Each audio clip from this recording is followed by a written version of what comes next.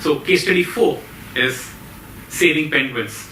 So we talked about 3 different kinds of case studies, and this one is a little different from what we have seen. So far we talked about detecting and classifying animals to save them. Whereas with for this one, penguins, we are trying to count the penguins. Why count the penguins? Antarctic system, ecosystem is facing a lot of threats like global warming and human posed challenges and so on. So penguins are at the top of the food chain and are most impacted. So researchers have been studying the habitat of penguins, the populations, and they have seen huge impact on it. But unfortunately, they don't have concrete data to back it up. Just like any business which has a lot of hunches about what is happening in the market, but they really don't have data to prove it. A very similar problem. They have done some pilots, some separate studies and some research, and they have some partial data but nothing as concrete to show how it has changed over the years. So Oxford University set up a citizen science initiative called Penguin Watch. They set up camera traps in several locations in Antarctica. And each of these camera traps started taking time-lapse pictures. So every hour it takes a picture. And this continues for years. And this was done 10 years back, so we have a rich data available.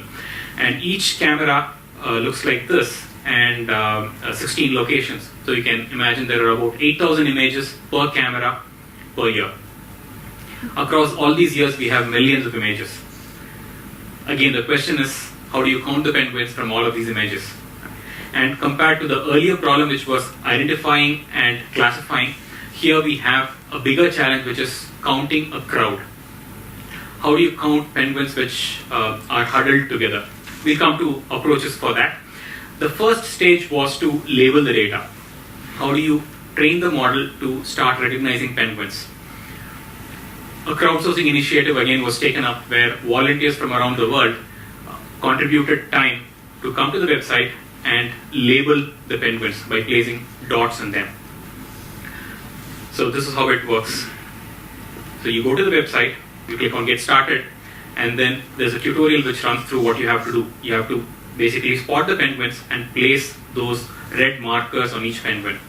If you can't identify any penguin, just skip them. And there are images which are hazy, skip them. And apart from the penguins, you can also identify the birds, humans, or anything else which comes in the view. So you place different markers for that. Adults by red, chicks by green, eggs by yellow, and anything else by blue. And then you start going labeling these penguins with these dots, and you place these markers on them, and you do as many as you can and hit complete, and that's it. So you have 5 minutes, you come quickly and do it. You have 30 minutes, you do more. So there are people who are passionate about contributing to the environment. This is one of the ways where you can help train the models and contribute.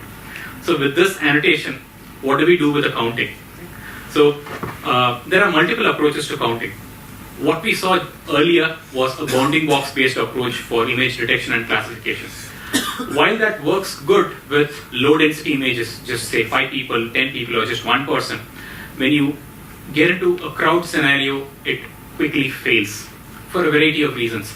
People who are in a crowd at the back are usually hidden from the view. And there's so that's called occlusion. People at the back are hidden from the view. And then there's a perspective distortion. Those who are closer to the camera are appearing big, whereas those at the far end are a tiny speck. And there's a density difference. Within the same picture, you would have some spots which have a lot of people huddled together, whereas there are some portions where you hardly have 3-4 people you can count individually. So within every picture, there are all of these kinds of differences. And also camera angle could be a killer. Any image which is a top-down shot looks completely different and needs different training than something which is like the regular frontal angle. So you need different models and different approaches to handle these. So in summary, the detection-based approaches doesn't work here. An alternate approach using deep learning is what is called a density-based estimation. So instead of trying to identify individual people, what you do is you identify the density of an area. Given that there are varying densities, you come up with heat maps which show which ones are high density portions, which are the low density portions. So high, medium, low could be a simplistic classification of 3 regions. And within each of those, you train the model to find out the density estimate. This particular area per square centimeter has, say, 100 people, whereas this one has just 50 people. So that approximation is done as a second step on top of the density estimate. And then all of these is put together to come up with a total tally. This handles all of these issues we spoke about. Like if there are people who are closer to the camera, it can be handled differently. You can localize the count at different portions of the image, and then you can just add it up. And this is the workflow where you pass an image, you split it into multiple portions, and then you pass it to the model, which does a density estimation. It comes up with a density map. And then for each portion, you come up with a count. You add up all these counts, you come up with a total count for the entire picture. So this is a simple approach. Has gone through a lot of iterations, and there are several papers. I've included some references here. This works fairly well for all kinds of crowds. And while people have published these papers for counting people, when we got this problem of counting penguins, we were curious. So without doing any training on penguins, we took up that model as is and then applied it on a penguin picture. We wanted to see whether it works before we get into the training process. Surprisingly, it worked, and not good accuracy, but at least to start with, it was giving about 55-60% accuracy, which was not bad. And maybe this has something to do with the approx shape of people and penguins, the fins, hands, could be a variety of reasons, but the model was able to get it. So with that, we went ahead and started training the model. So firstly, the challenges of the data, same challenges as crowd counting, so we were able to apply a similar model. And then there were also these pictures which had no annotation and were hazy pictures. So we had to exclude them. In all, we had about 30,000 pictures which were clean and labeled. So the data labeling issue was not there. We took this and then we started building the model. So this is a model architecture. Let me explain it in simple conceptual terms. There are 2 stages to this model. One is called the high-level prior stage, which does a ballpark estimate. You pass one of those sub-images. You split it by 3 by 3 grids. So every image gets split into 9 images. And for remember the earlier one we had 8 by 8 because it was a high-resolution image. This is not a high-resolution one. So we just split it 3 by 3 so that each one becomes a small patch. And for each of these patches, we pass it through these stages. The first high-level prior stage does an estimation. It says that roughly this image would fall into a bucket of 0 to 10 penguins, or 10 to 20, 20 to 30. You can have 10 buckets defined, and this does an approximation and puts it into one of those buckets. In a way, it is a classification approach. And then that high-level estimation is passed to the second layer. And the second layer already does a density estimation partly before getting this input. And then that initial density estimate with this classification input is taken up, and then we do a refined density map estimate. So that's what the density estimation stage is all about. And it comes up with a heat map similar to what you see in the blue portions. And you have those dots placed on those penguins. And high density portions are colored like the green, red, and so on.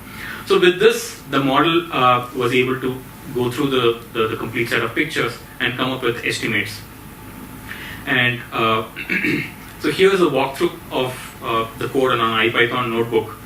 So this one has been built out as an API, and the IPython notebook connects to the API and pulls the pictures from Azure Blob Storage. All the images are stored in Azure Blob Storage.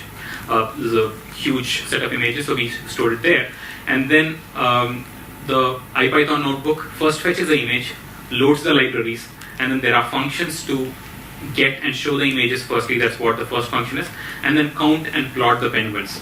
So which makes an API call, and then the pre-trained model is used to score whatever image we pass. So in this case, we had stored some of those images. That's what we're going to pass. The next stage is what you'll start seeing the results here. So now the first function, get images, is running, and whatever are these sample images we have, it's going to be plotted. So the model is running now. You can shortly see the pictures here. So these are the pictures we are going to pass to the model. Some of these have few penguins, some have more. So let's see how the model works and scores it. So these are the calls to the model. For the first call, the first picture is passed, and you're going to get a count. The actual count is 10, and the model predicts 10. You can see the density map on the right-hand side. So this is accurate. And similarly, you go, all of these are 11, 7, 8, and so on. And then there is one of those pictures further down, which has about 50 penguins, which also the model is able to roughly get. And the overall, the error measure we used here, with that we got a mean average error. We got around 10 for this model, which was pretty good. And there's a published paper from Oxford University, which also has an error in the range of around 8 to 10. So this is how we had scored and counted the penguins.